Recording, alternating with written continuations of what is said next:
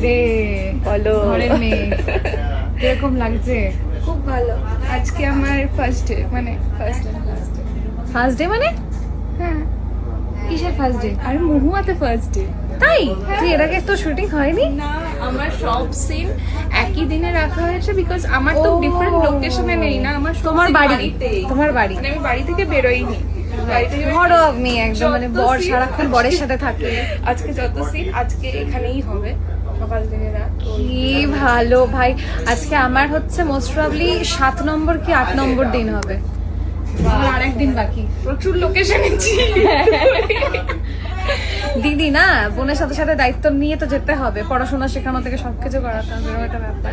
আমার যদিও চেঞ্জ হয়ে গেছে, এখন আমি কুর্তি পরে আছি, আমার শুট হয়ে গেছে, দুটো সিন ছিল, তার মধ্যে একটা হয়েছে, একটা হবে না আজকে, মানে আবার আরেকদিন।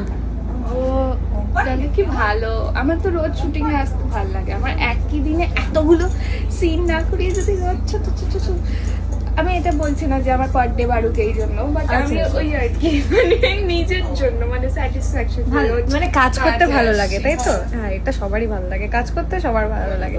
তা আমি এক্সপেক্ট করিনি ওরা আমার একদিনে কখনো পড়বে। হ্যাঁ, বিকজ আমাদের একই লোকেশনে হ্যাঁ। ছিল না, তো আমার এক্স্যাক্টলি, মানে আমি ভেবেছিলাম ওর একটা পুরো টোটালি ডিফারেন্ট জায়গার ক্যারেক্টার, আমি ভেবেছিলাম যে ওর আর আমার একদিনও দেখা হবে না। আজকে যখন ঢোকার সময় মেকআপ ভ্যানের বাইরে তিনজনের নাম দেখলাম, অঙ্কিতা, দেবলীনা, অলকা, আচ্ছা তার মানে আজকে অলকা আছে। বলতে বলতে আমি জাস্ট রেডি হয়ে বেরিয়েছি, দেখলাম অলকা একটা কর্নারে গুটি শুটি মেরে এরকম বসে আছে, দেখা হয়ে গেছে। আমার বরের সাথে তুই সিন করে নিয়েছিস আমার আগে, তাই না? সিনের বর বল, সিনের বর। হ্যাঁ, আমার সিনের বরের। হ্যাঁ হ্যাঁ, তোমার সিনের বরের সাথে আমার তিনটে সিন হয়ে গেছে, আরো একটা বোধহয় বাকি আছে। আমার এই সিনের পর আমার ছোটবেলার সময় আমার তোর নানা crush ছিল? প্রচন্ড। আমি জানি আমি জানি, কি লাকি মানে যে ওর ক্রাশ ছিল, তার সাথে ও হচ্ছে বড় বউয়ের আবার দাদা বলছে। ভালো না, ঠিক আছে, খুবই ভালো। তো দাদাই তো। জানি তো, কিন্তু ক্রাশকে দাদা বলতে আমি কি কখনো ঋত্বিক রোশনকে দাদা বলতে পারবো? তারও বিয়ে হয়ে গেছে, আমারও বিয়ে হয়ে গেছে। হ্যাঁ ভালো, বাট ক্রাশ থাকা ভালো, খুবই ভালো। কেমন লাগছে বলতো সাজুগুজু করে অন্যরকম? ঘরে সাজিস এরকম? মাঝে মাঝে পুজোর সময়। এরকম একদম এরকম? এরকম না, তখন আর একটু বেশি গান। একটু মডার্ন, একটু মডার্ন টাচ থাকে। এখন যেমন মনে হচ্ছে ভাই ঘরোয়া বউ একদম। যাই হোক, আমাদের হচ্ছে হ্যাঁ দাদা পেয়েছেন, ওর ডেলিভারি আসছে, সকাল থেকে কথা বলে যাচ্ছে।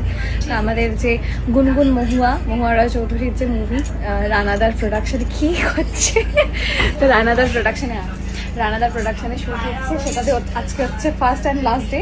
আবার হচ্ছে আর একটা দুটো দিন বাকি রয়েছে। যাই হোক, অনেকগুলো দিন করে এসেছি, আজকে সে দেখা হয়ে গেছে। তো মুভি রিলিজের পরে সবাই দেখো, আমি একটু একসাথে যাবো তো যখন প্রিমিয়ারে, ঠিক আছে একসাথে যাবো। হ্যাঁ আমরা লুক সেটের পর একসাথে গিলতে গেছি। সিরিয়াসলি, যেদিন প্রথম যেদিন লুক সেট হয়েছে, আমি বেরোচ্ছিলাম, তুই ঢুকছিলি না? তুই বেরোচ্ছিলি, আমি ঢুকছি, কিছু ব্যাপার ছিল না? না আমার হয়ে গেছে, তুই ঢুকেছিস। হ্যাঁ, তখনও বললো যে তুই কি যাবি, আমি বলছি কোথায় যাবো, বলছি চল খেতে যাই। আমি একটু ওয়েট করে গেলাম, তারপর ওরও হয়ে গেল, তারপর একসাথে খেতে গেছিলাম আমরা। যাই হোক, তো প্রিমিয়ারে একসাথেই যাবো, বেশ মজা হবে ব্যাপারটা। আমরা আর প্ল্যান করে যাবো কি করবো। মুভিতে তোমার দুটো গান আছে, সেটা জানিস তো?